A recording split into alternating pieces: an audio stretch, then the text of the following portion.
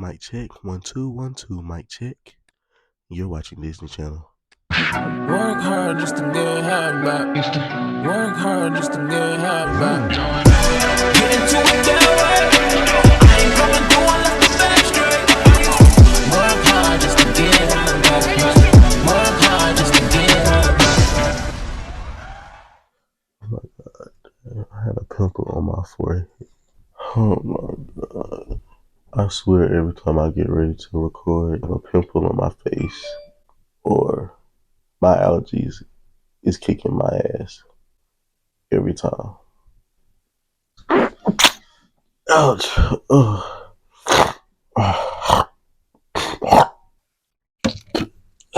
As you can tell by the title, I'm doing a story time on my first time. Not me crying. Why is a tear coming down my face? Is it these lights? What's good, y'all? My name is Don Julio. Welcome to my YouTube channel. Alright, so before we get started, please make sure you like, comment, subscribe, hit that bell notification so you will be notified each and every time I post a YouTube video. We're going to try to get consistent. We're going to try to start getting better. This story time is going to be about the first time that I got high. Alright, so this story time takes place around the same time as the time that I hit somebody's mailbox story time. If you haven't seen that video, please go check it out for me. Thank you so much. I feel like it was a little bit after that story time, if not the same, around the same time period. I was 17, I was a junior in high school. I was working at this place called Hamrick's. Hamrick's is like an old white people clothing store. They got a little mini franchise in South Carolina. This little small family-owned franchise. Anyway, I was working at Hamrick's. I believe I was working at Hardee's at the same time too. But I had been working at Hamrick's for a little minute. And by now, there was this guy that was working there. His name, we're gonna call him M. M had been working there a little minute before I started working there, and he also went to the same school as me, but he was a grade higher than me. He been working there for a little minute. He worked in the home section where they had all the home appliances and the kitchen appliances and stuff. He kind of did a little bit of everything. Spoiler alert, he was a Mexican. It's no shade, but they would call him to do pretty much everything, but he mainly worked in the home part. A few months later, after me and M become cool, this other guy starts working and we become cool with him. I'm gonna call him C. So you got M and you got C. C was a year older than me also, but he went to a different school than me and M. C was also biracial. So all three of us become cool and we start hanging out outside of work. Like pretty much when we would close, we would go hang out and do stuff. We would just go ride around, chill, eat, go to the mall, go bowling. We'll just do different things, you know what I'm saying? Just hang out. Me and C, we really didn't do too much for real. We didn't smoke, we didn't drink. I guess you could say we were square. M, on the other hand, he was a Mexican, so he pretty much did a little bit of everything. Let me not say everything. He did more than what me and C did. His brother actually was a plug. So he really smoked a lot with his brother and his brother friends. So one day we hanging out after work, and I don't know how the topic came up, but we were just telling him how we really didn't do anything. I smoked before. C never had smoked before. When I did smoke for the first time, I didn't really feel nothing. So I don't know if I was doing it wrong or if it was just some weak shit. But yeah, I was just telling him how I smoked before, but I didn't feel nothing, and you know, but I'll be down to try it again. So he invites us to go hang with his brother one night. I would say about at the end of the week, probably like Friday night. It probably was a Friday night, yeah. After we got off work, he told us to meet up with him.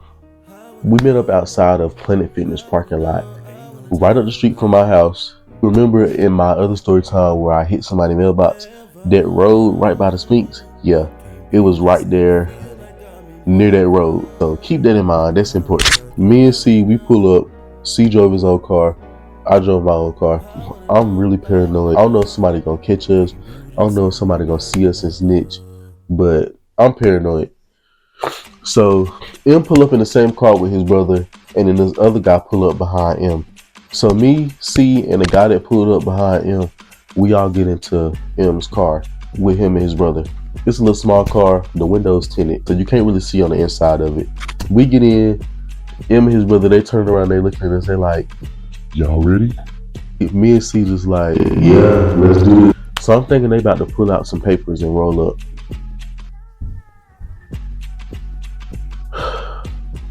These niggas put out a bong and they pulled out a dab pen. I knew what the bong was, but I didn't know what the dab pen was. I'm like, what is that? And they're like, oh, it's a dab pen. And I'm like, what is dab? And they explained to me what dab is. And I'm like, I never heard of that. And I'm just sitting here looking confused because I thought it was just something that you just smoke out of papers or out of a blunt. This is before like vapes and shit was like popular. And so I'm watching them because, you know, I'm skeptical. I'm not finna smoke anything, you know what I'm saying? I already been taught that you don't never smoke nothing you ain't see nobody roll. Ain't nobody finna lace me, and I'm already nervous, so I gotta watch and see what they doing. So he taking the little dabs and he putting it in the pen, and so they start hitting it. They pass it to C. C hit it and starts coughing. He hits it and damn near coughs up a lung. And I'm looking like, damn, do I really want to do this? I don't know. And then they pass it to me, and I'm like, okay, it's me falling under peer pressure. It's me hanging with the big dog. I hit it.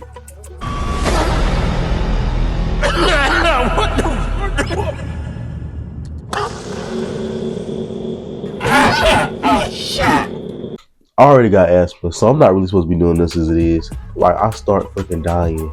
I'm literally dying. I'm coughing worse than what C was coughing. They sitting there laughing and shit, and I'm just like, this shit ain't fucking funny. I really hate when people do that when you smoking and you coughing when they laughing and shit. This shit ain't funny. Everybody don't got strong lungs. Chill out. Chill out. Not too much. I'm damn near dead off of one hit. Next thing you know, they pull out the bong, passing the bong around. Same thing. I'm dying trying to puff this shit. And then we in the car. I can't fucking breathe. I had to get out the car for a second to take the breath. On top of me killing my lungs from doing this, we're also hotboxing in the car. The 5 niggas. It was hot. I had to get out and I had to give me some air. I got back in. I had to catch my breath. So I got back in the car, back in the rotation. We just chilling. As time goes on, you know, it gets easier to inhale. I still cough, but it's not as dramatic. So eventually C leaves and heads home because it's like late. It's like probably about, I don't know, 12 o'clock. I stay and I chill for a little bit longer. And at this point, I'm feeling good enough, so I'm just chilling. And then eventually I get ready to get up and leave. I am good. I am stoned. I'm on cloud 9. I'm gone. So I'm like, let me get ready to go. And they asked me like, hey, you gonna be good to drive home? And I'm just like, yeah, I just live in the street. And so I'm getting out the car. It's like, as soon as I get out the car, it's like, just started spinning. And I'm just like, oh my God. Like,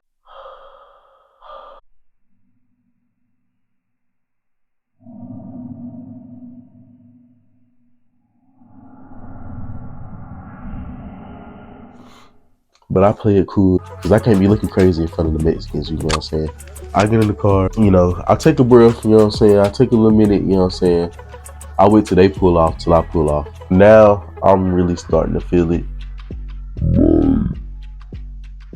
It's like I'm seeing colors, I'm seeing shapes. It look like the stoplights dancing. So I get to the Sphinx.